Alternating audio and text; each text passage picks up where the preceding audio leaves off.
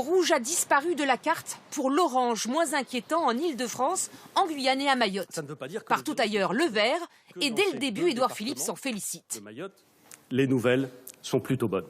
Bonnes, mais pas suffisamment bonnes pour dire que tout redeviendrait normal.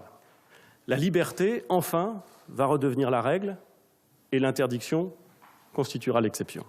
Liberté d'abord pour les déplacements en France. La limite des 100 km est levée partout. Réouverture aussi des parcs, jardins, musées et plages sur tout le territoire. Les maires pourront imposer localement le port du masque. Pour le retour en classe, 100% des écoles rouvriront le 2 juin. Tous les collèges aussi, mais en zone orange, seulement pour les 6e et 5e. Au lycée, l'accent est mis sur les établissements professionnels. L'oral du bac français est supprimé.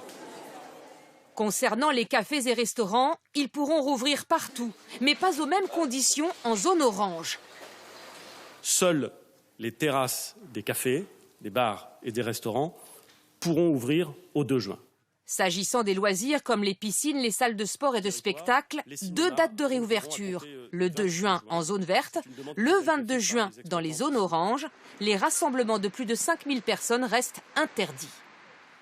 Notre plus grand adversaire, ce sont les très grands rassemblements. Et le risque est d'autant plus fort qu'ils auraient lieu dans un espace confiné, couvert, et sans organisation spécifique. Les cinémas n'ouvriront leurs portes qu'à partir du 22 juin. Enfin, on y voit un peu plus clair sur les vacances. Réouverture des campings mardi prochain en zone verte. Les colonies de vacances seront autorisées cet été. En revanche, pour sortir de France, rien de décidé avant mi-juin. Un coup d'accélérateur.